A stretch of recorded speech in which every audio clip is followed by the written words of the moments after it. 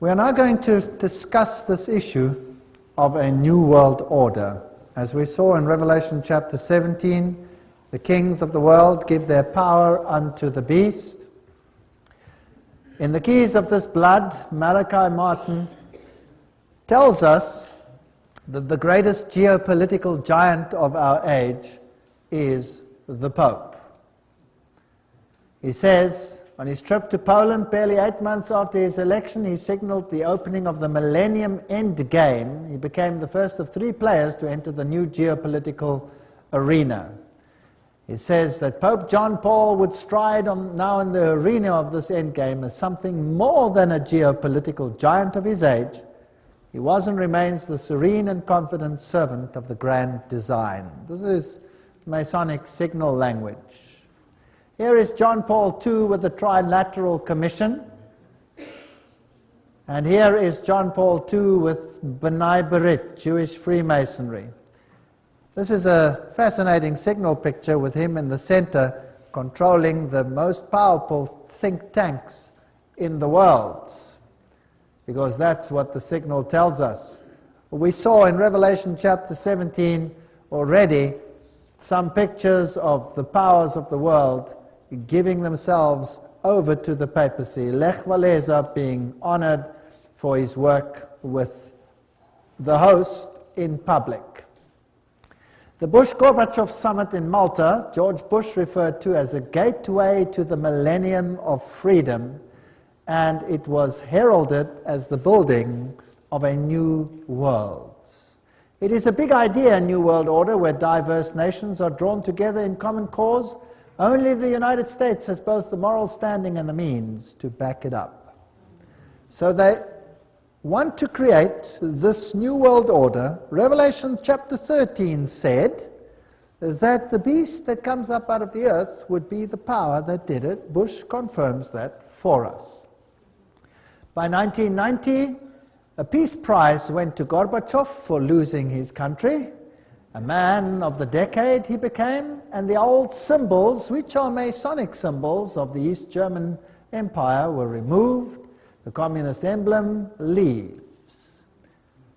Pretoria News, August 20, 1999, summit meeting with 63 countries about neoliberalism, and Fidel Castro gives a Masonic signal. Here he is with the papacy. All these so-called countries that are against what the establishment stands for are only against in the sense that they are playing the game of Hegelianism. Thesis, antithesis, but behind the scenes they all belong to the same club. Let's just verify that. Fidel was significantly influenced by Jesuit father Armando Lorente and Alberto de Castro. De Castro admired Franco. Fidel was very active in a Jesuit organization similar to the Boy Scouts, the Explorers.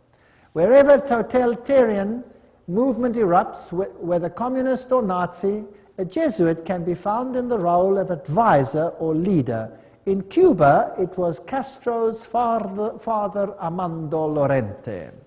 So forget about the idea that Cuba was anti-pope.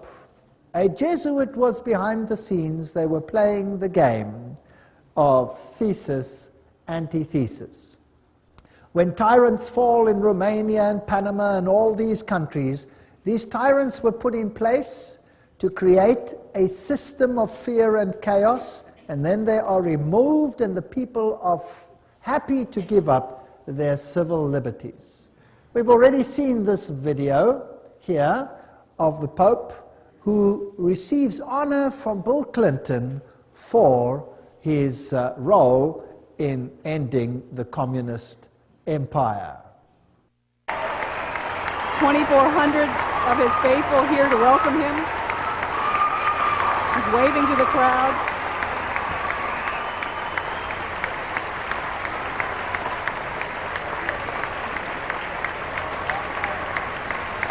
Archbishop Regali is alongside the Pope as he shakes hands with the First Lady. We honor you for helping to lead a revolution of values and spirit in Central Europe and the former Soviet Union, freeing millions to live by conscience, not coercion, and freeing all of us from the constant fear of nuclear war. Your Holiness, on behalf of all of us gathered here today, indeed on behalf of all the people of our beloved nation, we welcome you back to America. Ladies and gentlemen, His Holiness Pope John Paul II and the Vice President of the United States and Archbishop. Pope declares the European community heaven sent. Very fascinating. Konrad Adenauer, who was the German Chancellor at that particular time when this was being devised, well, he is to be declared a saint. Can you believe that? He is to be declared a saint for his work. Pope declares EU heaven sent. And saints at the moment, Roman Catholic principles, they are to be declared saints.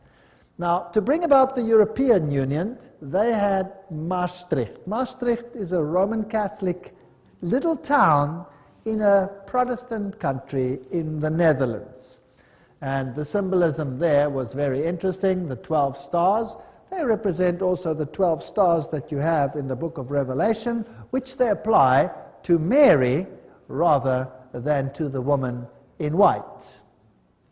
It is also fascinating that the European Union issued a poster which was posted all over Europe where they had the Tower of Babel under construction. Can you see that? This was posted all over Europe, and the stars were upside down representing the goat of Mendes. This is Satanism. This is the new Tower of Babel. And the high French politicians said, we are building a new Babel, which they emphasized with this poster, and this time we will succeed.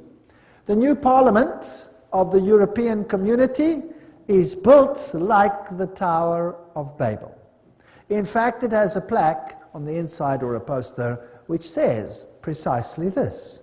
And it has these scaffolding to give the appearance that it is under construction. This is rather arrogant. This is the new European identity card, and if you look at it at the back and you turn it upside down, what do you see? You see the goat of Mendes. The horns are slightly modified to give another symbolism of the seat of the earth, but the inner facial features of the goat are very clearly discernible, and what these mean over here, I would rather not say. If we look at the high politicians of Europe, those that played the role in all of this, they are Masonic. That is a Masonic handshake between Schröder and Kohl, signifying the new Mason is taking over where the old Mason is leaving. So just as we saw that Kerry is a Skull and Bones member in America now, and the present president is a Skull and Bones member, it doesn't matter which one is going to win.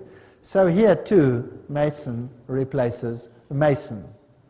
Fingering the system, they're all showing that they're all part of the same system. When the Soviet Union fell, the new emblem that it adopted was this one, the double-headed eagle. Could you guess why? Well, the double-headed eagle is the symbol of Freemasonry, and it obviously shows who is in control. The queens, the kings of the world, as we have seen, all of them are high Masons and subject to the Roman pontiff. And Islam, we did a whole lecture to show the intrigue of the Islamic religion and the Catholic religion, that behind the scenes, controlled by the secret societies, they have one aim, and one aim alone, subject to Rome. So what is all this war about with Islam? Who are these people who are pulling the strings in the world? And why are people being rubbed up between them? From the rock stars of the world, the Bonos of the world, to the political leaders of the world, everyone seems to be bowing down to the papal Caesar. from the east to the west. The Islamic world is currently being set up as the synthesis in the religious world, pitted against the Judeo-Christian culture as the antithesis, and then out of this must come a synthesis, where all of them will unite. This is a website. There is the actual website underneath. And this one, I believe, fairly accurately says who's who in the zoo. Adam Weishaupt, Astor, Pike, Carnegie, DuPont, Harriman, Bertrand Russell, Ted Kennedy. These are the Illuminatis of yesteryear and today. George W. Bush, of course, he's a Skull and Bones member. That's a sub-organization of Chapter 322 of a German organization, the Illuminati, therefore. Bundy, Habsburg, Freeman, Teng Hui, Hillary Clinton, Alan Greenspan, Rockefeller, Rothschild, Wahlberg. These are the bankers in the system, the negotiators, Lord Carrington, Jimmy Carter, Henry Kissinger, Lord David Owen, Richard Holbrooke. These are 33-degree Freemasons, or Knights of Malta, or Bilderbergers, Committee of 300. They all belong to the same club. If we look at Franklin D. Roosevelt, Cecil Rhodes, Engels, all of these, Trotsky, Stalin, Marx, Hoover, all of their affiliations, Grand Orient Lodge, for example, Grand Orient Lodge, Lenin was Grand Orient Lodge, Truman 33-degree, Willy Brandt 33-degree, Winston Churchill. We've seen many of these before. Helmut Kohl, Committee of 300, Francois Mitterrand, 33-degree Freemason. He is not alive anymore. Yitzhak Rabin, Yasser Arafat, 33-degree Freemason. These are fascinating details. Shimon Peres, Ronald Reagan, George Bush, Gerald Ford. I showed you Gerald Ford's signature where he signed for himself that he was a 33-degree Freemason. There it is. I photographed it in the lodge. And the Carters and these great political people in the world, the Schröders, the Netanyahus, the Gorbachevs, there is Saddam Hussein listed as a 33-degree Freemason.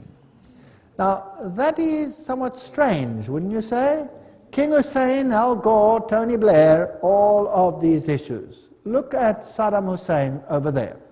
Here's a picture of Saddam Hussein, and this is a picture that was beamed on national television during the war, of what he looked like. Now, they also said at that stage that they weren't sure whether this was pre-taped. That means it could have been pre-taped before the war even took place, because if they are insiders, they would know who's who and what is going to happen.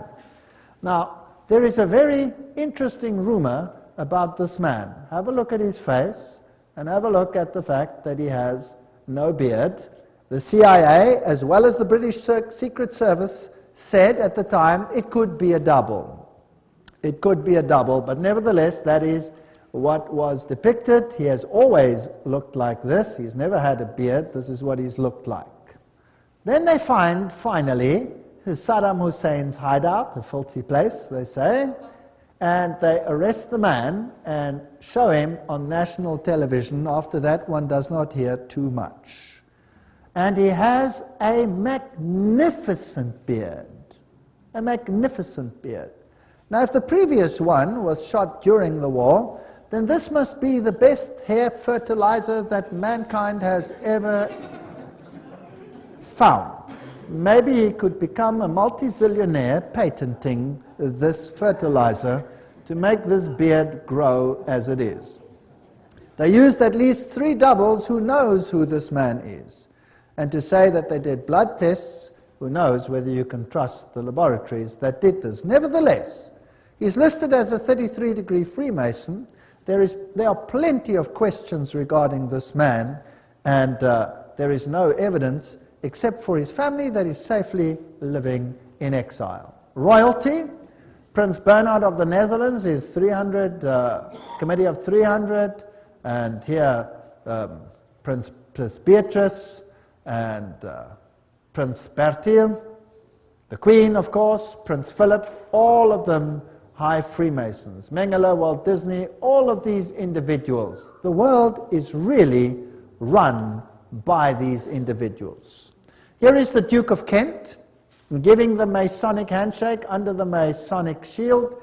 He is the current Grand Master. So he is the highest Freemason at the moment, if you like, because a king may not be, or a prince may not be the Grand Master.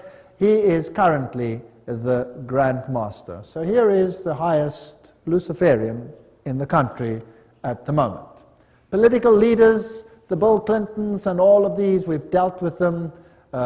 We don't have to go through all of them again, the Jesse Helms, the Goldwaters, the Al Gores, and all of these individuals. And I've put the pages up there, and there are many, many books that substantiate all of these names. So just about everybody who is important in the world, everybody who runs in the political sphere is involved in these clandestine operations. We saw in the lecture on Revelation chapter 17 and 13 how there would be a holy alliance and how the United States would eventually become the powerhouse for propagating a new world order. Gorbachev's summit in Malta, referred to as the gateway to the millennium of freedom, as you will remember, and the initiative came for this great movement into a new world order. Now, let us have a look at this video where George Bush has something to say on this issue. Where institutions of freedom have lain dormant, the United Nations can offer them new life. These institutions play a crucial role in our quest for a new world order, an order in which no nation must surrender one iota of its own sovereignty, an order characterized by the rule of law rather than the resort to force. So he says all the nations don't have to give up one iota of their sovereignty, but we want them all in a new world order. Basically, that is what he said, out of the horse's mouth. And then this terrible incident took place. And, well, there were many, many deaths. A very strange incident. But before we get to it, let's first have a look at some of the history of this issue. The United States had a problem in that it wanted to introduce anti-terrorism laws, but there was no real terrorism in the United States. And then all of a sudden, a building in Oklahoma, April 19, 1995, was gutted by explosions, and they fingered a man, Timothy McVeigh, who worked alone, they said, and brought this building down by parking a van filled with explosive outside and blowing the building to smithereens. That's the official report. Inside were women and young children, and if anything gets the sympathy of the people, well, then that is surely one of them. Let's have a look at what happened here. Through federal authorities that a second bomb has been found inside that federal building in Oklahoma City. It was an explosion at 9 o'clock this morning that did that damage you're looking at right there. That was in the federal building did go off. It did the damage that you see right there. The second explosive was found and diffused. The third explosive that was found, and they are working on right now as we speak, I understand, both the second and third explosives, if you can imagine this, were larger than the first. First bomb that was in the federal building did go off. It did the damage that you see right there. So you heard there on national television that a second bomb went off and it did the damage that you saw over there. They found a third explosive device within the building. The official report, however, says what? That there was a van outside with explosives. Now, I was not there. So I'm not going to set myself up as a judge as to what happened over there. I can merely say what the report said, what the news said, and then we'll ask some questions, and you decide what happened over there. Timothy McVeigh apparently worked alone, just like in the Kennedy case, and he blew this place up. But eyewitnesses say, no, they saw two individuals, and they saw this truck on a previous day, and they had a number. But when this building exploded, there was no real crater where this truck is supposed to have exploded.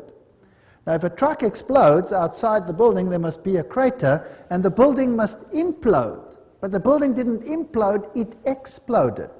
And that was done by a device on the inside, as you heard over here.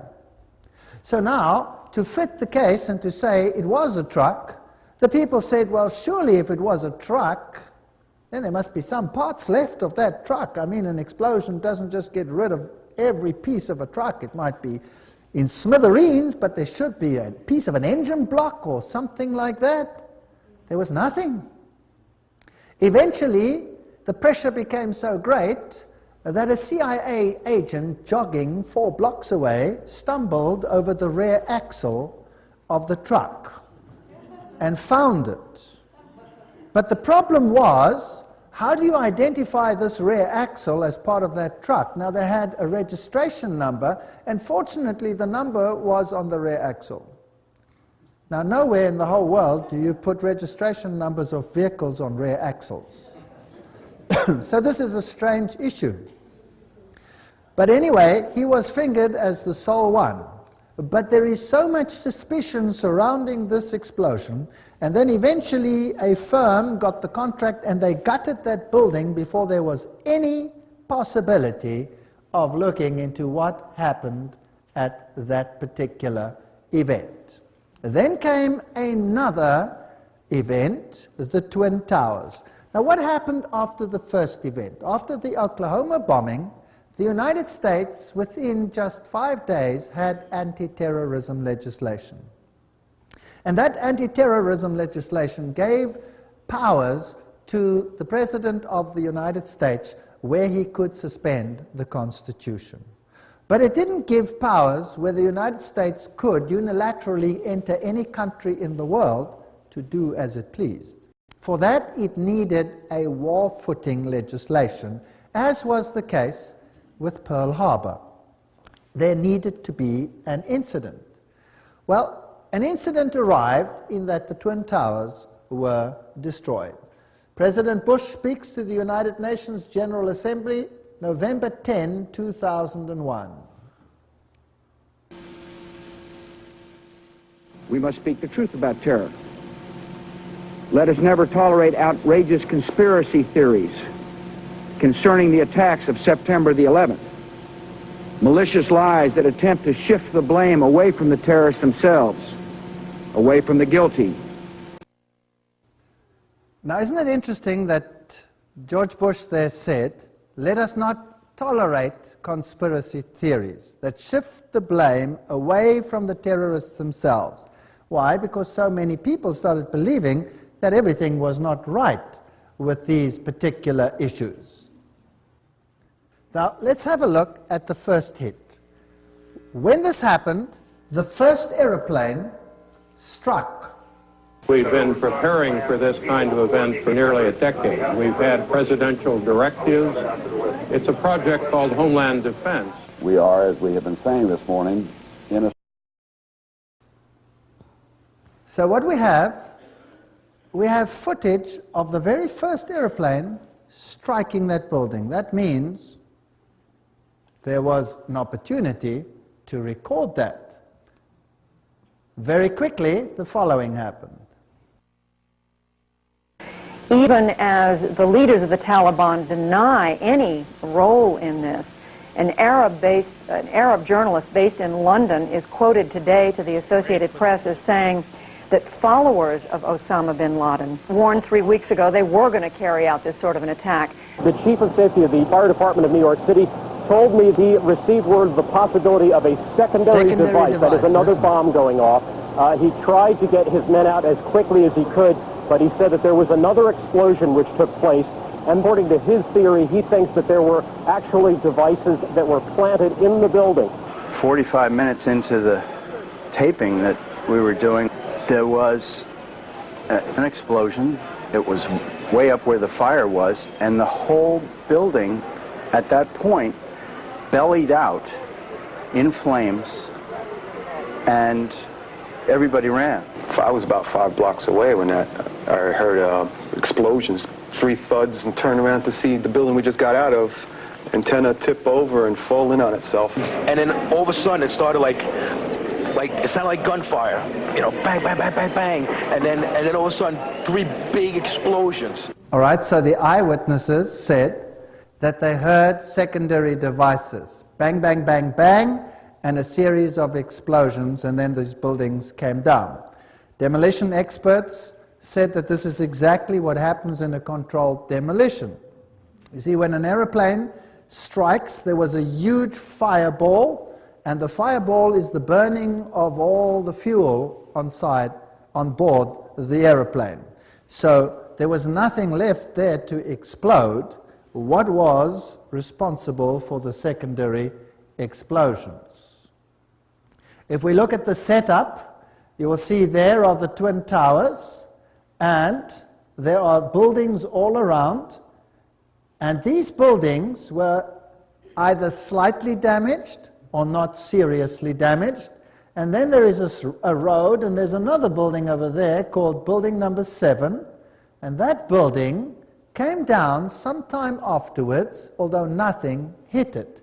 And not much was ever said about that. What caused building number 7 to implode? Let's watch it. Okay, now watch 8 close. hours after the first plane crash, a third building at the World Trade Center collapses. This one, the number 7 World Trade Center building.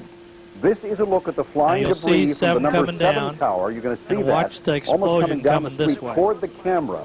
Number 7 tower at the World Trade Center. The CIA would have been in there normally, but they had, of course, abandoned the building when the event of catastrophe occurred. So who would have been in that building? The CIA would have been in that building, but they had evacuated the building. And 8 hours afterwards, the building comes down in a controlled, it seems, implosion. Now, nothing hit that building, and these are very strange questions that we have to consider. After this event, there was a Canadian response. And there was a great resolution passed at the United Nations last night that might bring about a new order in the world that would be better for all of us. All of this was brought upon us in a single day. And night fell on a different world. A world where freedom itself is under attack. So the Canadian response was this could bring about a new order in the world as it was decided at the United Nations after a meeting. Gary Hart, what did he have to say? There is a chance for the President of the United States to use this disaster to carry out what his father, a phrase his father used, I think, only once, and hasn't been used since, and that is a new world order. Tim, your life is going to change, but more important, your son's life is going to change forever. America will never be the same after September 11th. We've been preparing for this kind of event for nearly a decade. We've had presidential directives. It's a project called Homeland Defense. We are, as we have been saying this morning, in a state of war. Even as the leaders of the Taliban deny any role in this, an Arab journalist based in London is quoted today to the Associated Press as saying that followers of Osama bin Laden warned 3 weeks ago they were going to carry out this sort of an attack. The chief of safety of the fire department of New York City told me he received word of the possibility of a secondary device, that is another bomb going off. He tried to get his quickly, but he said that there was another explosion which... All right, that's enough. We've seen the buildings coming down. We've heard that while these things were still happening, the American government had fingered the culprits. A bunch of terrorists, naming their names, about 25 of them altogether, and the whole plot had been resolved by the end of the events that unfolded that day. An amazing piece of detective work after the event while it was even happening. Now, again, let me say I was not there. So let me tell you what has transpired and what people have said about these issues in the world, what has been published and what is facts that cannot be disputed. And then I don't make a judgment because I wasn't there. You make the judgment based on the facts. This is the story. They say the terrorists were of Arab extraction, and they mentioned the names of the passengers on these aeroplanes, which were United Airlines aeroplanes.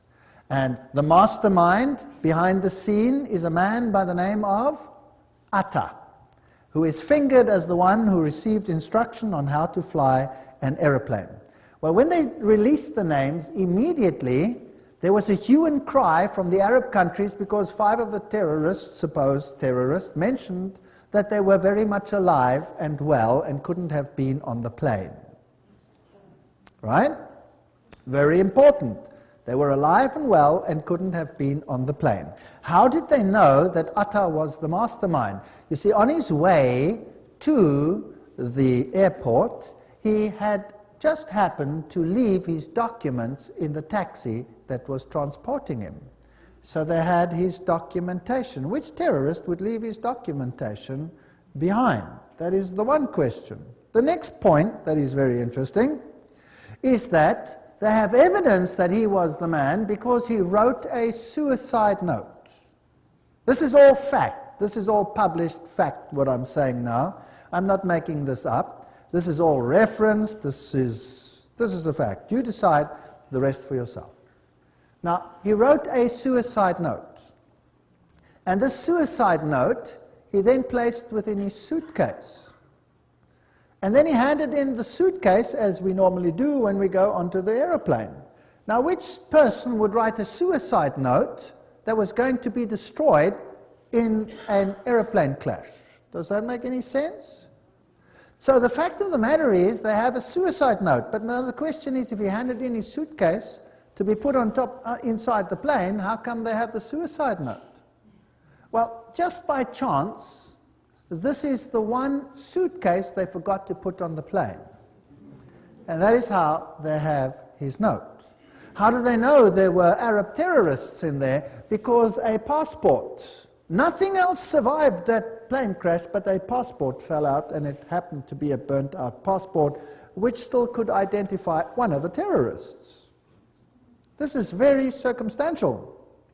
Now, as these aeroplanes with absolute precision struck those twin towers, their black boxes were totally obliterated. These are of titanium and are designed to survive such crashes. There is no evidence of them whatsoever. They have been totally destroyed. So we have a very strange situation. What hit building number 7? Nothing hit it, but it came down in like fashion. And there is plenty of evidence that there were possibly secondary devices in the buildings, as you heard from the commentators themselves. So what about the infrastructure of the aeroplanes? Well, there are certain parts lying there, so there was definitely a situation where those planes hit that particular building, because you have wheels and all kinds of components of the aeroplanes surviving even those crashes. With those tremendous explosions, there were parts of these aircrafts everywhere. Every time an aeroplane crashes, there are huge pieces of fuselage and etc. which remain, and they sometimes can fit all these things together, and that was also the case at the Twin Towers. 3 days before those buildings came down, 3 days before, the shares in the airlines had been sold at a turnover such as had not existed ever before. And certain banks bought these. So somebody might have been tipped off that something was going on. And then a very interesting case, there was a man in your country, in Canada, who happened to be in prison. And they had caught him in a gambling situation, and they imprisoned him, and he said, "Let me go, I am clandestinely working for the CIA. I'm an agent, I was investigating money laundering, etc., etc., etc." And they would not let him go. Then he gave the names of his contacts at the CIA, and the CIA was probably embarrassed because of this situation and denied knowledge of it, and he was very angry because he felt he had been stabbed in the back. And this very often happens in this industry. And so he wrote a letter before the September 11 attack outlining some events that were going to take place, and he mentioned that aircraft were going to fly into the Twin Towers and into the Pentagon. Now, nobody made any use of these, but when it actually happened, then this came to the fore. So here was a CIA agent who said ahead of time that this was going to happen. Could be chance, could not be chance. You decide for yourself. A certain Atta, the man who is supposed to have planned this, with only in-flight training, with absolute precision, they went into those buildings. This is an amazing story. Received funds, $100,000 from Pakistan's secret service into his bank accounts.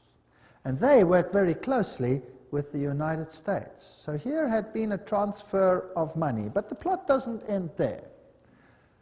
Das Böse sitzt im Pentagon. Facts. The evil sits in the Pentagon. Now, who is this man that wrote this? This is the political scientist Thierry Meyssan from France, and he has some very interesting to say. Who was it? What happened over here? How come they had all the names of all these people, and yet there is no real evidence that these people were actually on board? Here's the story. I'm just giving it to you with the passengers, the machines that flew into these Twin Towers. And then there's this fascinating case of the other aeroplane that went into the Pentagon. And here are the pictures that were published. The dates were strangely wrong. They were September 12, but apparently they said it's because they released them the next day. And what you see is smoke over there. There are no debris pots, nothing. Here is a piece missing, no picture. There you have an impact of a flame, and you have this fireball over here. That's it. If you look then on the lawn, this is all that was found, but no part of a United Airlines aircraft. No parts, nothing. Nothing whatsoever. This is the hole that was seen after the event, and most of this hole happened well after the event. So the question is, why are there no aircraft parts? Again, all the black boxes disappeared. There were no black boxes that survived, and the hole is way too small for something like that to actually have happened. Because nowhere in the world, even in the Lockerbie disaster, there was a case where there were no aircraft parts. Nothing. There was just nothing. What is even more interesting in this situation is when you look at this, when the United States rules the world, the Catholic Church will rule the world. Archbishop Quigley, 1903. Let me go back to this September 11. To rule the world, you have to be able to have access to the entire world whenever you want to, however you want to. Now, this aeroplane that struck the Pentagon, and the other one that fell by chance, did you know about that? The other one that fell, and apparently there were terrorists on board that were overcome by loyal citizens. The interesting part is that that aeroplane struck the ground and never struck any building. It came down. And as it came down, there was a hole in the ground. And the mayor and the first people of that area ran to the place, and here was a hole in the ground, but no aircraft debris. None. None whatsoever. Not the slightest piece. Nothing. So the whole aircraft disappeared into a hole, which was not very large, and there was no debris and no black boxes and nothing. Something like this has never, ever happened ever before.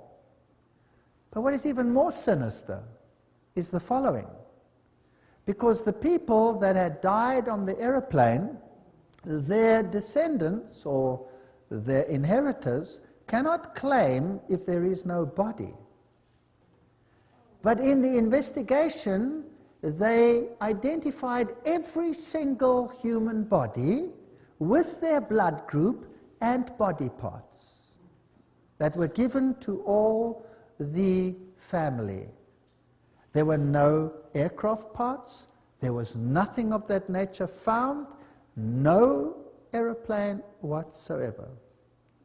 And yet, they could identify everybody. Does that make any sense? It doesn't make any sense whatsoever. And there were apparently phone calls between the aircraft and the Pentagon. Such was the information that was released. And the information was that there was a terrorist group, Arab terrorists, that were attacking this place, and the phone call was made with a handy, with a cell phone. But then, of course, they found out that if you make a phone call with a cell phone, then you get an account for that phone call. And there was no record of such a phone call. So the Pentagon backtracked one and said, yes, excuse me, we didn't actually get the phone call from a cell phone. We got it from the onboard telephone. That's how it happened. And again, they did an investigation. If you make a telephone call on an onboard phone, then you swipe your credit card through it, and there must be a record of a credit card transaction from that phone. But there was no record. So the Pentagon backtracked again and said, yes, that is true, but it was done as a collect call. That's why there was no credit card, because the individual had forgotten the credit card. But you cannot make a collect call from an onboard telephone. And there the story died. So here are 4 aircraft, no parts except the ones at the Twin Towers. There are holes in the ground and no aircraft whatsoever, but all the pieces of the bodies with the DNA analyses. These are interesting, very interesting facts. They had planned previously in the Bay of Pigs one such operation, apparently, this is history, where they were going to dupe the world by having one aircraft take off, land, the people get out, and then another one, radio controlled, take off and create the situation that they wanted without any people on board. This had been done before in the United States. So ask yourself the following questions. How is it possible that all this circumstantial evidence points to nobody out there? Nobody out there. Then came anthrax scares. And when eventually someone high up in politics suggested that it seems to come from a laboratory within, suddenly there was absolute silence. So let us not continue with the September 11 and ask and say it was this or that party. The fact of the matter is this is a very strange situation. And if you look at the high role players in the United States, whether it's Madeleine Albright or any one of them, they use brooches which depict Luciferian connections like goats and all of these. President Clinton here is receiving the host publicly, and he claims not to be a Roman Catholic. That is impossible. Hillary Clinton is wearing the Phoenix Rising, which is a Masonic symbol. Sherry Blair uses Masonic signals. The presidents, the prime ministers of the world, whether the Thatchers or the Carters or the whoever they are, all of them seem to belong to insider organizations, whether they are religious leaders or political leaders, or whether they are Europeans or Americans or Eastern, all of them seem to be involved. If we look at Africa and Rome, this will give us an idea of what the New World Order is going to be all about. Africa and what they have done to Africa serves as a model for what will happen in the entire world. The great African leaders and the tyrants of the past, like the Idi Amins, these people have all received exile and were probably high Masonics. When we look at the Southern Africa, South Africa situation, where you had the black-white issue, the apartheid issue, the role players, again, were all Masons. This is Foster, the president, and he gives a Masonic signal, and he was a Freemason. If we look at Nelson Mandela, he is a Prince Hall Freemason. So again, both sides are on the same side of a secret society. If we look at de Klerk and Nelson Mandela, we have the same situation there. Mandela is compared to Jesus Christ. They lift him up. They have a synthesis and an antithesis, and he receives the host publicly, although he declines to say that he is Roman Catholic. He says he's not Roman Catholic. Now, Roman Catholic canon law states that you cannot receive the host if you are not a Roman Catholic. So these people are really something else. Here he has a Hindu marriage with the widow of Samora Machel. Now, Samora Machel is another story, and his anti-Christian statements are historic. He also had a Jewish wedding at the same ceremony and a Muslim, showing that all religions are one with him. The new political face is totally Masonic, and in 1992 already it was known that Mugabe of Zimbabwe was going to take the farms away from the people that lived there. This is before he started doing this. They had already said it. Mugabe is going to take white farms very soon. That was in 1992. Today, this is a fact. Der Spiegel published, Die Deutschen müssen raus, the Germans must get out, all whites must get out. Here's a cartoon of Kissinger pointing to the fact that the whites must get out of Africa.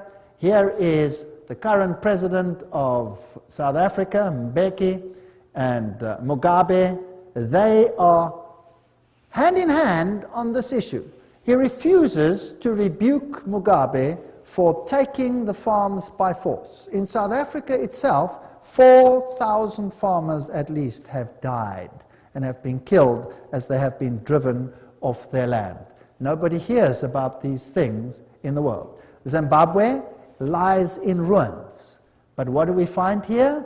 A tremendous building going up, and what is it called? The Jesuit province of Zimbabwe. So the Jesuits are totally in control in that country. Jesuit School of Philosophy and the Humanities, brand new buildings, while a country lies in ruins. They're preparing for a final order. And all the black leaders are in the same level as all the European and American leaders. They all belong to the same club. Now, what is this new world order? Here is the new South African coat of arms, where you can see the phoenix rising out of the ashes, the crown of Mitra with the 7 rays. All the symbolism points to the same thing. I'm going to run you through the new economic order of the New World Order. And these are now quotes from Roman Catholic sources themselves. And I would like to tell you that you haven't experienced anything yet. Waiting to come to you. And I can tell you what it feels like because I have experienced it. If you ever want to read an interesting book, read Ecclesiastical Megalomania, but I'll be quoting from encyclicals and all these things. According to canon law, the control of all property of the Roman Church state belongs to the Pope, its supreme emperor. Everything I say will have a quote now. Everything is substantiated by either a papal encyclical or any one of these. Now, communism took all property away and made it the state's property. Capitalism says the property belongs to the individual and nobody has the right to take it away. Now, if that is thesis and antithesis, then something in between is what we will want. So the Pope condemned communism, but he also condemns capitalism. The New World Order will be something in between in the name of fairness. So let us have a look at these issues. The economic thought of the Roman Catholic Church, private property. Thomas Aquinas wrote no treatise on economics, but his thinking based on that of Aristotle is foundational for understanding the economic thought of the Roman Catholic Church. Every time there is a quote. Now, what did Thomas Aquinas say? Roman Catholic economic thought is developed by the popes in their encyclicals and by the Roman Church state councils, has been a contributor to 1. Feudalism, guild socialism in Europe during the Middle Ages, fascism in Italy, Spain, Portugal, Nazism in Germany in the 20th century, interventionism and redistributive state in the West, including the United States in the 20th century, and liberation theology in Latin America and Africa in the 20th century. What does this mean? Thomas Aquinas said, the possession of all things in common is natural law. Thomas wrote, the possession of all things in common and use of universal freedom are said to be of the natural law, because to wit the distinction of possessions and slavery were not brought in by nature, but devised by human reason for the benefit of human life. Now what does all that mean? It simply means property is for common good. You may own it, but it is for common good. The community of goods, wrote Thomas, is ascribed to natural law, not that the natural law dictates that all things should be possessed in common and that nothing should be possessed as one's own. So you may possess things, yes. But because the division of possessions is not according to natural law, but rather arose from human agreement, which belongs to positive law, they talk such drivel, it's interesting, never mind. Hence the ownership of possessions is not contrary to natural law, but an addition thereto devised by human reason. Let's continue. Thomas wrote, hence, whatever certain people have in superabundance is due by natural law to the purpose of succoring the poor. Okay, now we're getting there. You may possess things, whatever you possess, but whatever you possess more than you need is there for the common good of those that don't have. Does that make sense? Now, what if you create two classes of individuals, the rich and the poor? Or what if there is a situation where you have two classes, the rich and the poor? You can go across the world and you can look at the rich nations and the poor nations, and you will find that the rich nations are all the Protestant nations. Have you noticed that? All the Protestant nations are the rich. Now, what if you had a plan to disinherit them all, so that you would again be ruler and they would have to come and beg at your feet for anything like that? Now let's have a look at this, how this unfolds. For the purpose of succoring the poor. Because the goods of some are due to others by natural law, there is no sin if the poor take the goods of their neighbors. Thomas wrote, in cases of need, all things are common property, so that there would seem to be no sin in taking another's properties, for the need has made it common. Okay. Now, there's the aspect of sharing. If I see my neighbor in trouble, as a good Christian, I will help him out, right? Yes. But now we're looking at law. So if my neighbor has need, and who determines the need? He determines the need. I have need. I have a need. I have a need of a television, and I don't have one, and you have one. And you have money, and you can go and buy yourself another one. I have need of your television. Can he then take it without being a sinner, yes or no? According to this, yes. What if you have a car and he doesn't have one? He can take it without sin, according to Thomas Aquinas. Now, this was a long time ago. Surely this doesn't apply today. Well, we'll see. Not only is such taking of another's property not a sin, it is not even a crime, according to Thomas. It is lawful for a man to succor his own need by means of another's property by taking it either openly or secretly, Nor is this, properly speaking, theft and robbery. It is not theft, properly speaking, to take secretly and use another's property in a case of extreme need, because that which he takes for the support of his life becomes his own property by reason of that need. In a case of a like need, a man may also take secretly another's property in order to succor his neighbor in need. Ooh, this gets very interesting. Now, did you know that if I leave my property unattended in South Africa and somebody moves in, I cannot throw him out? He's in because he has need. That's the law. And you think that is a South African law? No, that is a British law as well. That is a law virtually all over the country now, but it's not being implemented because the situation is not such yet that it has to be implemented everywhere. Once you start opening the borders and millions of poor people start coming in, well, then there will be great need. What did they do with need overseas? So, in South Africa, people go on holiday, they come back, their house is occupied. And they can't throw the people out.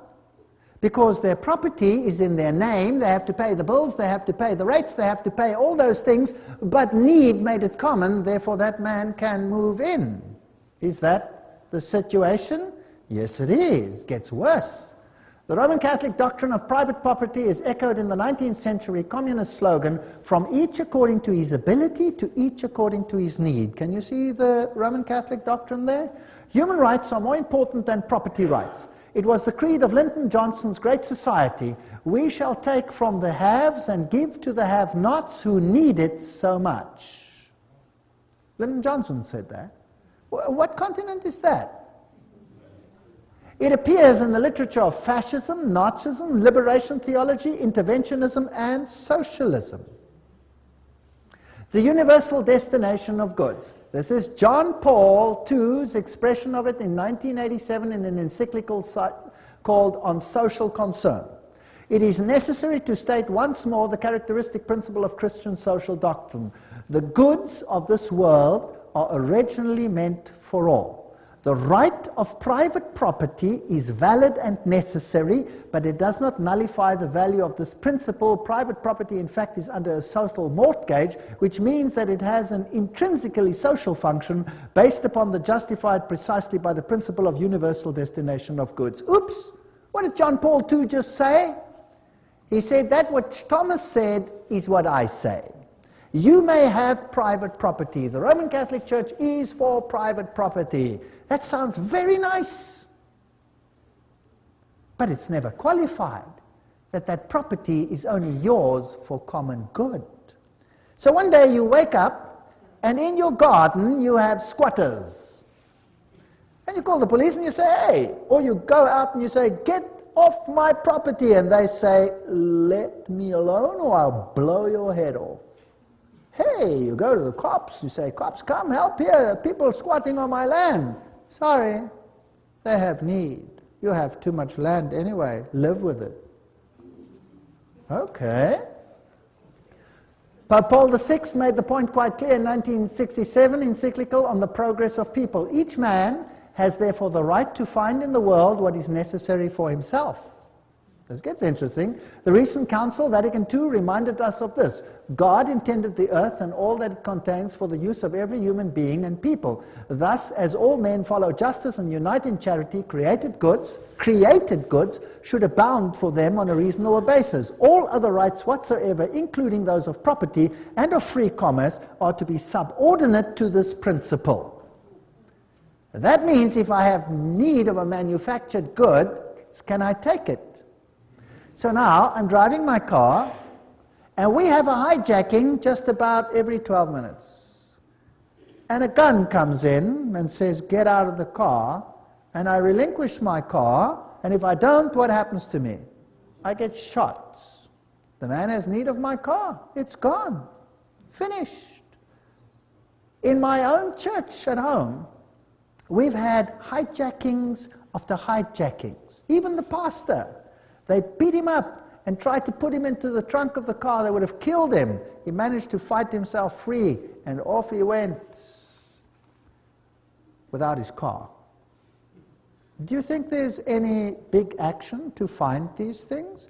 No, occasionally here and occasionally there. Do you think there's any big action when the farmers are killed and they move onto the lands? No, a little bit here and a little bit there just to keep people happy.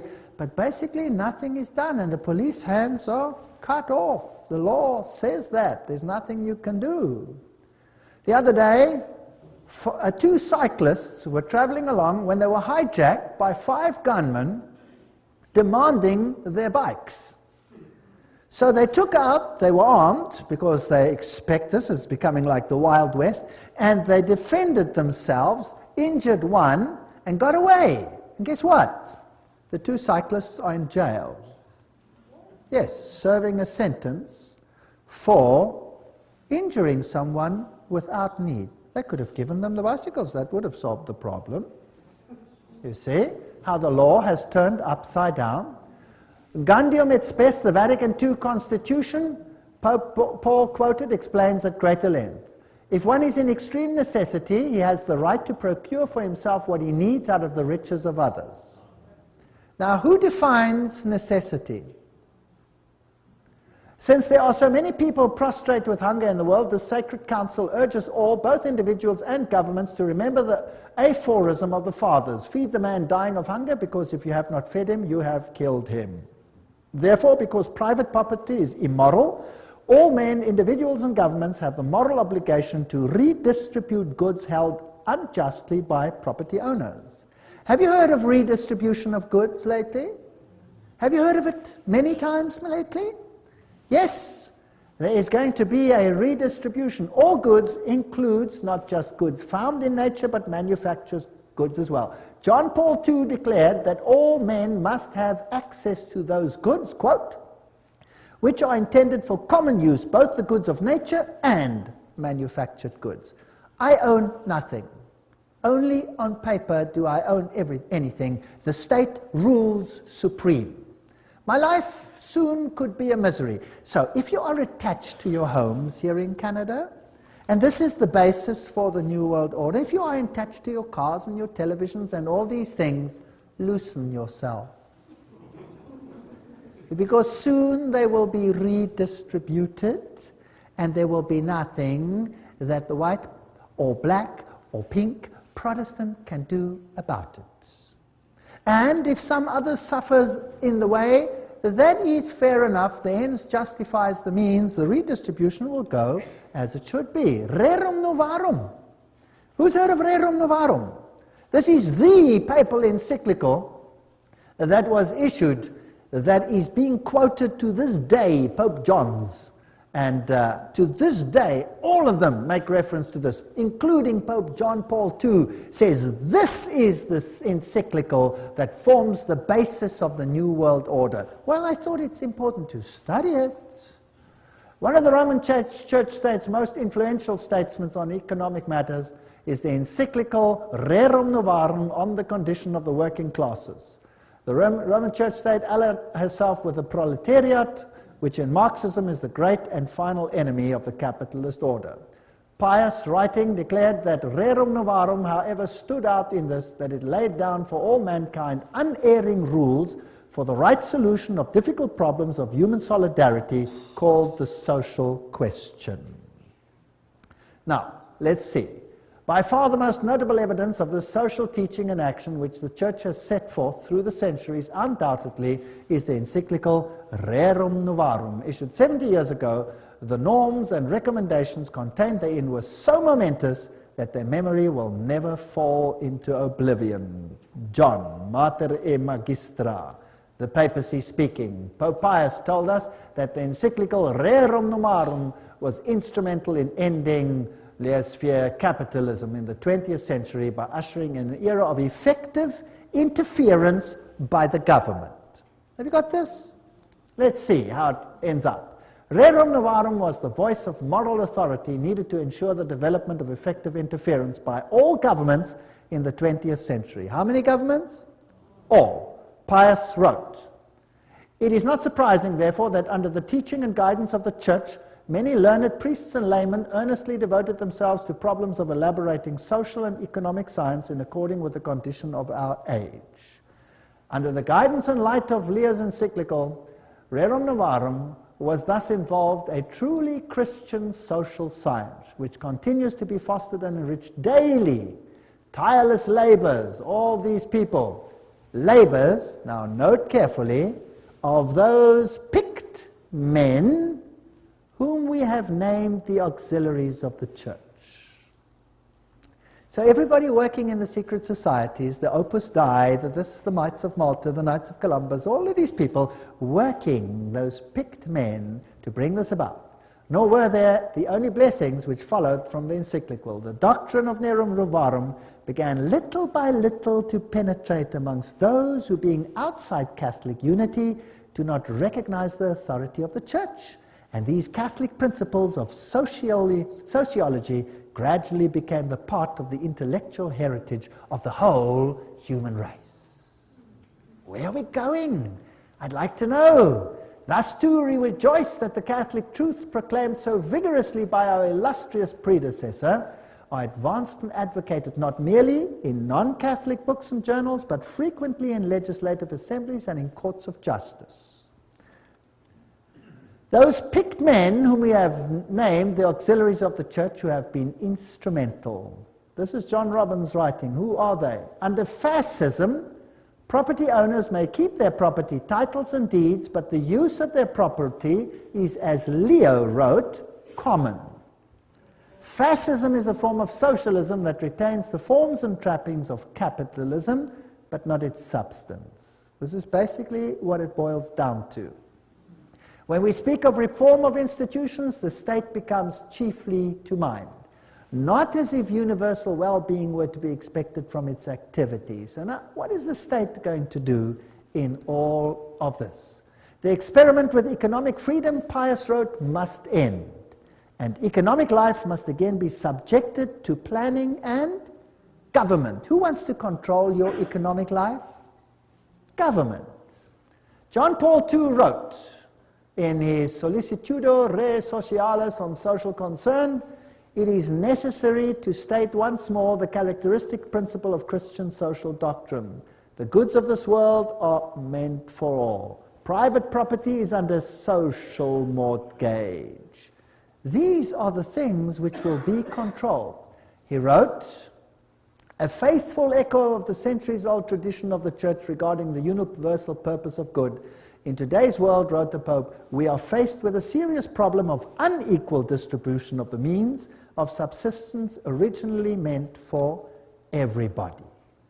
Then came liberation theology, and Pius wrote an encyclical on atheistic communism, an age like ours, where unusual misery has resulted. Who created the misery? They created it so that they can create the solution which they want. So, in Africa, they elevate a few and suppress the masses. Then they turn it around and they create the situation that they want. They create communism, they create the chaos. Out of the chaos, they create the social order which they want. So the second reign of terror was supported by the papacy. Father Camilo Terres, who was shot in 1966, declared, the Catholic who is not a revolutionary is living in mortal sin. Pope John Paul II wrote in 1968, the Church does not hesitate to defend fearlessly the just and noble cause of human rights and to support courageous reforms leading to a better distribution of goods, including earthly goods such as education, health service, housing, and so forth. Now we come to human rights. What did we read about in the French Revolution? What's going to be the standard of the world? Human rights. You have a right to property. You have a right to anything that you have need of. We are convinced that the theology of liberation is not only timely, but useful and necessary. That's what the Pope says, not me. This is his words directly. John Paul II, letter to Brazilian bishops. It should constitute a new stage of the theological reflection initiated within the apostolic tradition. And then he refers to Rerum Novarum.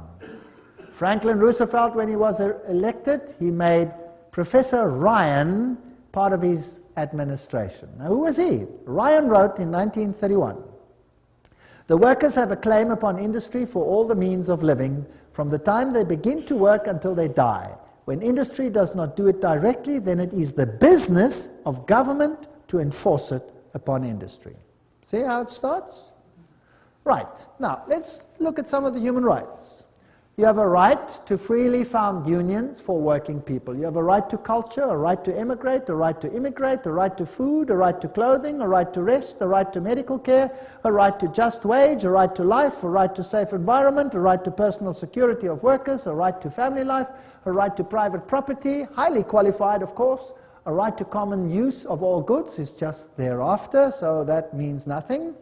A right to work, a right to pension, a right to old age, insurance, a right to association, a right to security, a right to integrity, a right to social services, a right to strike, a right to choose a state of life freely, a right to found a family, a right to education, employment, good reputation, respect, appropriate information, a right to the upright, blah, blah, blah, protection of privacy, right to rightful freedom, professional training, quality, right to adequate health care. Oh, it's laborious. How do you control that? How do you control it? If you're going to control every aspect of that, then you must control every aspect of a person's life. You will not be able to go to the toilet in future without making a triple application to the Vatican. They're going to control every single aspect of your lives. That's what they're going to control. And government is going to become super huge.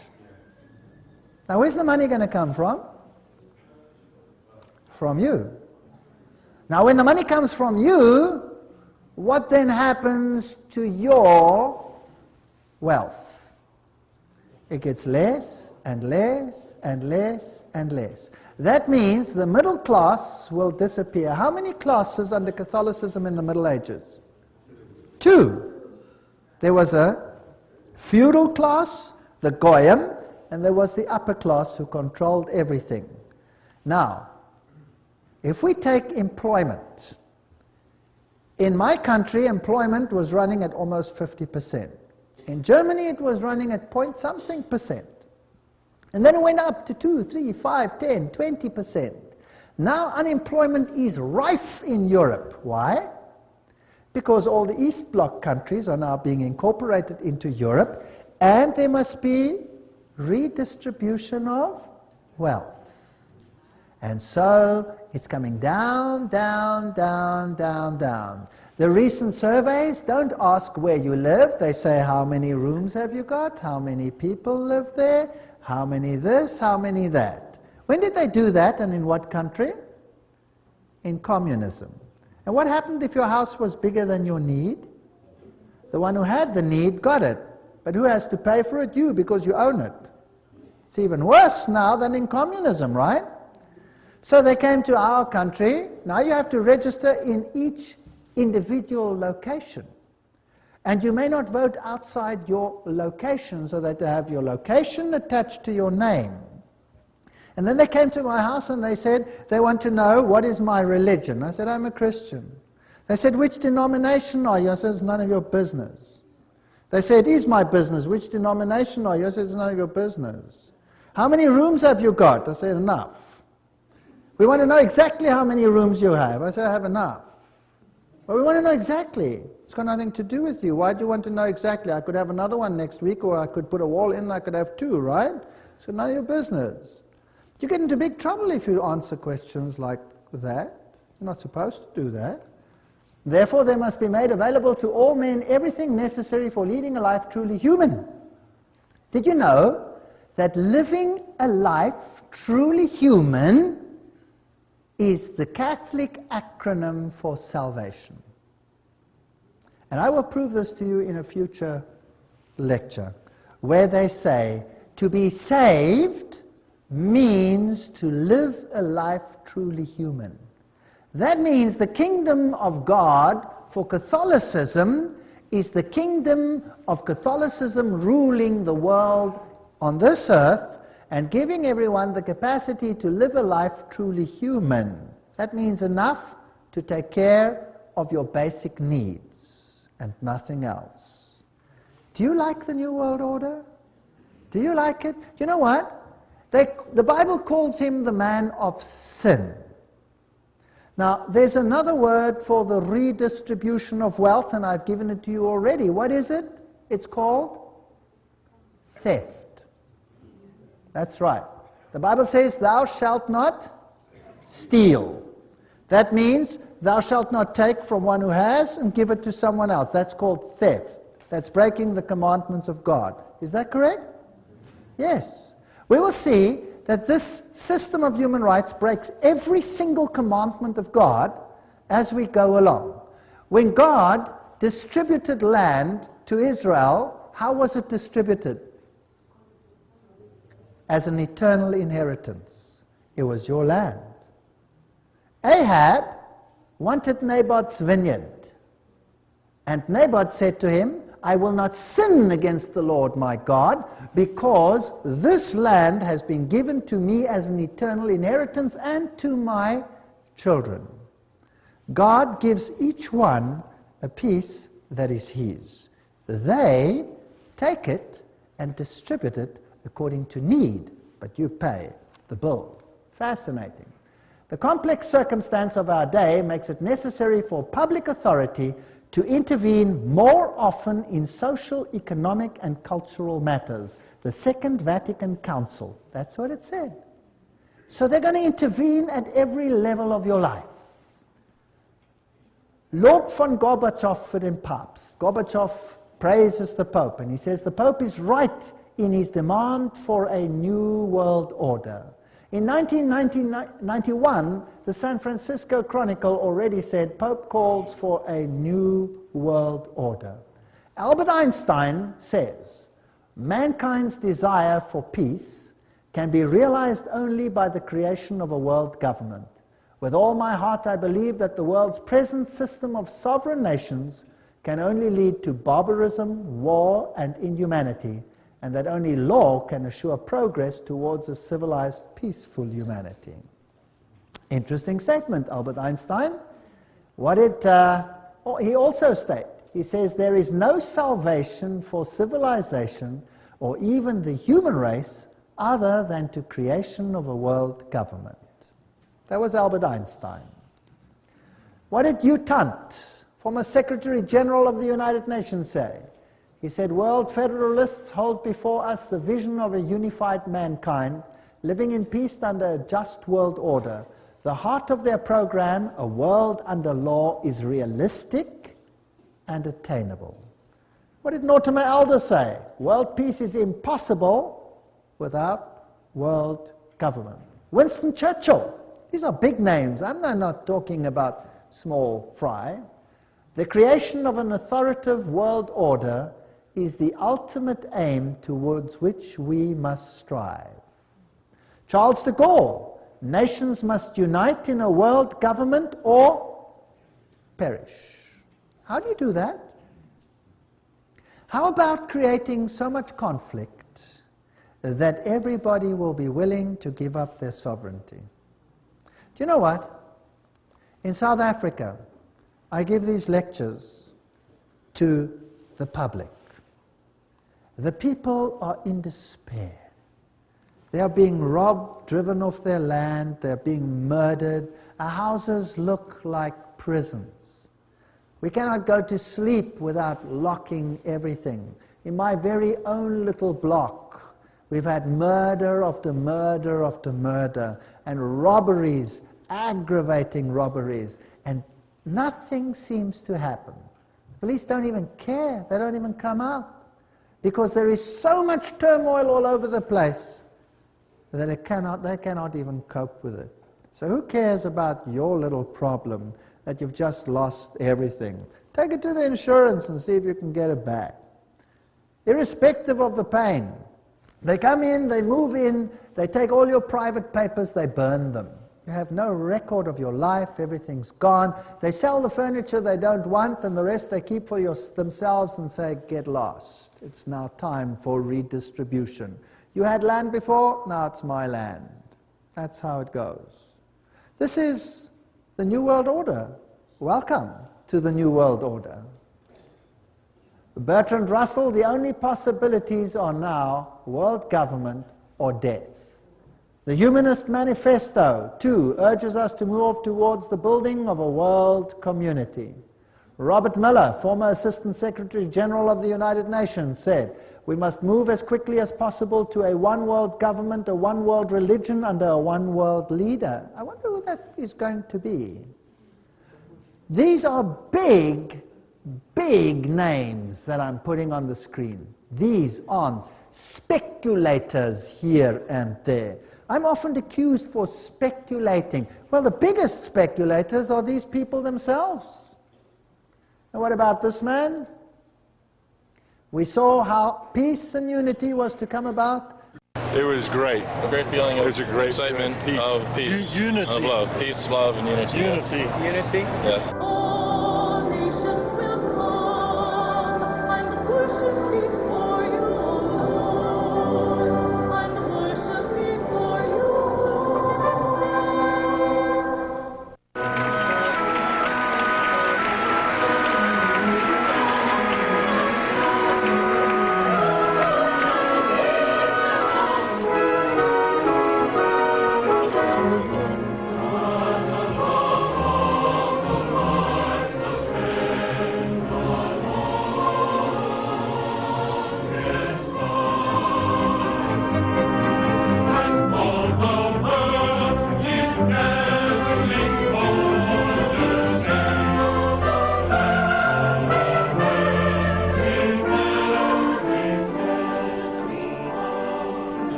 Pope calls for a new world order, CNN, Thursday, January 1, 2004. He made his whole New Year's speech revolve around the new world order. I want to tell you today that the new world order is intended not just to unite the nations which God had separated, that's one aspect, but to eradicate Protestantism of the face of the earth. And particularly that form of Protestantism which refuses to bow to the papal Caesar. That form of Protestantism will have to go. And we will see that under the circumstances that will be created, these conditions are all in place right now. It is all there. And I will put it on the screen for you, so don't miss the next lectures. Now we're getting into hot territory. I'll put the quotes on the screen where they will tell you who the problem children are going to be. And don't think it's Islam. It's someone else. Don't miss the next exciting episodes. But before I go, I would like to remind you that Jesus said that this was going to happen. And if I know, and if I understand with my whole mind and with my whole heart, that Satan, because the dragon gave him his power and great authority, is setting up his kingdom here upon this earth, then instead of becoming disillusioned, frightened, hysterical, I know that the time must be very short, isn't that right? And I know that the Lord must be coming very soon. So, as far as I'm concerned, I have distanced myself from my property. If I literally had to come home next week and find my wife somewhere in another little room and my house occupied by whomever, then I will say, tough cheese, it's going to blow up anyway, who cares? It's going to be destroyed when the Lord comes by the brightness of his coming. Why not take it now? Have fun while you can, and I'll move on somewhere else. I don't mind building a tree house for a little while. That should be okay. If they take my cars, well, that's okay too. We'll get another one, and if we can't afford another one, we'll walk. Who cares? I really don't care anymore. But people who are losing things become desperate, and what do? They commit suicide. by the thousands, people are committing suicide. If they understand this message, and they understand where we are going, would they then commit suicide? No, they gather hope. They say, wow, so we're part of a big exciting end game. And this is exactly what is happening. People are getting hope, and they're giving their lives to the Lord Jesus Christ, and they are saying, Lord, save me, not only from my sin, but save me from this world. I am longing for your kingdom. Do you know what the government policy is in the kingdom of God? I've already told you. Everyone in the kingdom of God gets a dwelling place in the city built by who? By God. And it has your name on it. Did you know that? You have a city dwelling. In the new world, what happens? God says, no longer will they build houses and others live in them. So what are you going to do? They will build houses, says the Bible, and they will plant vineyards. And no longer will you plant vineyards and others eat of them. What does that mean? That means you will have a country dwelling where you will have a farm which God will bless. And who does it belong to? To you. For how long? Forever. Forever and ever and ever and ever. That's God's policy. So who cares about what they're going to do? Who cares? And eye has not seen, nor ear has heard the wonders that God has prepared for them that love him. That does not just include the glory of seeing our King in heaven. It includes everything that goes into making life pleasant. And the new kingdom is worthy of waiting for. Really. I look forward to the new kingdom of God. It'll be a great place. And we will unfortunately see this world go from bad to worse. And I don't want to lie to you and say it's going to get better.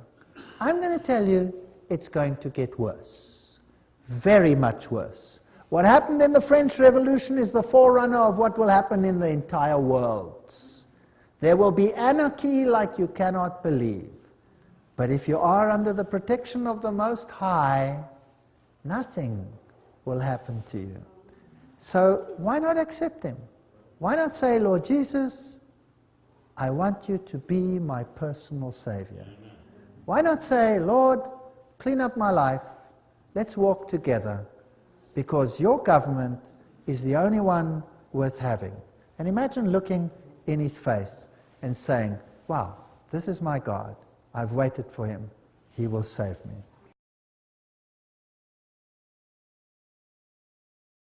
Heroes of Flight 93, the official version, is that this plane was heading, let's say, for example, for the White House or for the Capitol building, but that some heroes on board overpowered the pilot, and then the plane crashed onto the ground, killing all the occupants. Very fascinating stuff. By the way, of all the 4 airplanes involved, no black box has been found. No black box. They are designed to withstand such crashes. There is not one that has remained. Now at Shanksville, what happened here? Now this we don't have in English, it's in German, so subtitles have been put underneath, and you can read it in English as you go along, and we can see what happened. Here the people come, and they now interview the mayor of Shanksville, who was one of the first at the scene, as to what actually was present when they arrived. And you will find something very interesting. Ernie Stahl, der Bürgermeister der nahegelegenen Gemeinde Shanksville, erinnert sich. Well, yeah. Ja, mein Schwager und ein guter Freund von mir waren die Ersten hier. Sie haben in Shanksville an einer Straßenecke gestanden und sich unterhalten. Ihr Wagen stand gleich in der Nähe, und so waren sie die Ersten hier. Dann kam erst die Feuerwehr. Alle waren wie vor den Kopf gestoßen, weil sie zu einem Flugzeugabsturz gerufen wurden. Aber da war kein Flugzeug.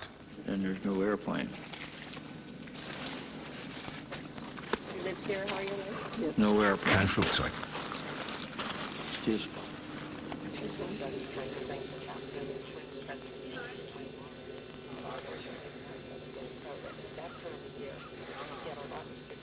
Sie wurden hier zu der Unfallstelle geschickt und da war kein Flugzeug? Nein, da war nichts. Nur dieses Loch. Das ist es, was Sie sahen. Ich dachte immer, das sei die Absturzstelle. Das ist sie. Aber da ist nichts zu sehen. Das Flugzeug hat sich total zerlegt. Puff. Es krachte auf den Boden und löste sich auf. Vollkommen. Sage. Flugzeugtrümmer? Nicht. Stolz präsentiert die Fotografin ihr Werk genau an der Stelle, von der aus sie das Bild geknipst hat. Eine pilzförmige Rauchsäule, wie sie auch von anderen Augenzeugen beobachtet wurde. Das ist das, was wir gesehen haben. Sieht fast aus wie ein Pilz. Afghanistan. Nach einem Bombeneinschlag bildet sich genau die gleiche pilzförmige Rauchsäule wie in Shanksville.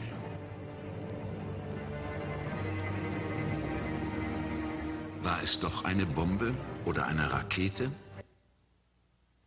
That's an interesting story. So here you have an interview with the eyewitnesses that come to the crash site, and there's no airplane. But there's a hole in the ground. And in the hole, nothing. No airplane. No airplane debris, nothing. Just a hole in the ground, in which a whole Boeing disappeared, totally dissolving itself, with nothing to show. Interestingly, they have the bodies of every single one that was on board, but there's no airplane. Now, that is weird. You must admit, that's kind of weird. And that is the picture of the actual cloud that formed. This photographer just happened to be there when it happened. And that is the cloud that forms when a bomb hits, like they used in Afghanistan. And the question was asked, was it perhaps a bomb and not an aeroplane at all? And where is the aeroplane? We wouldn't know, it's gone. Now, nowhere in the history of the world has an airplane like that just disappeared.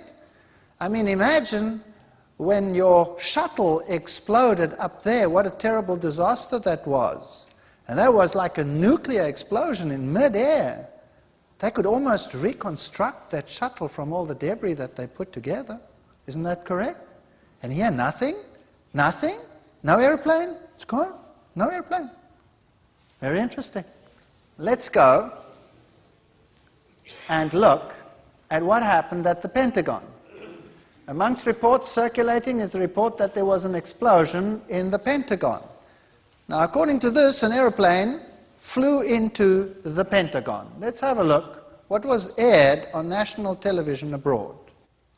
Von einer Explosion ohne jegliche Beteiligung eines Flugzeugs im Inneren des Pentagon wird berichtet. Übrigens, die Fassade knickte erst später ein. Das war keine unmittelbare Folge des Aufpralls. Direkt auf den eben renovierten Teil des Pentagon zu. Nachdem das Flugzeug auf den ersten Gebäudering aufprallte, durchschlug es noch 2 weitere Ringe, um am Ende dieses 1,80 Meter große Loch zu hinterlassen. Wie schon bei dem Absturz in Shanksville löste sich auch hier das Flugzeug in Luft auf, beziehungsweise pulverisiert.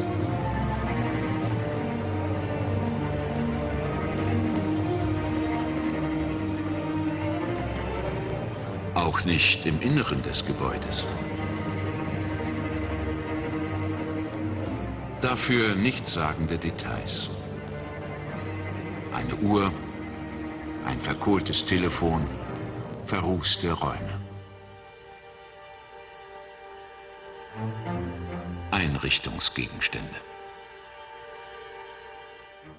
Well, there you have it. That's the second one.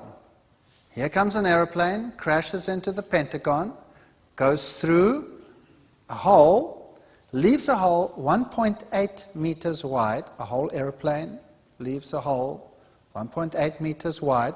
The rest of it collapsed later. Inside the building, no airplane debris. It's completely dissolved, gone. But there are clocks and there are telephones and furniture. They seem to have survived. Nothing else, no engine block, no nothing survived. No airplane. Whereas, if you go to the World Trade Center, where everybody saw the airplanes fly in, what do you find there? This is the situation. Ganz anders die Situation am World Trade Center. Trotz der viel massiveren Zerstörung stolpert man hier förmlich über Flugzeugteile. There was no problem there. That was a massive explosion. If anything should have ripped those planes apart, it should have been there. But there's lots of debris of airplanes. But at the Pentagon, nothing. Not a thing. At Shanksville, nothing. No airplane. Dissolved completely. The fact of the matter is that immediately after these events, the power was granted to act internationally. And you had massive legislation, homeland response, all of these things came in. Now, I'm not saying who it was, I'm not saying what transpired, I'm just giving you the facts as they were, and you decide whether the official version is okay.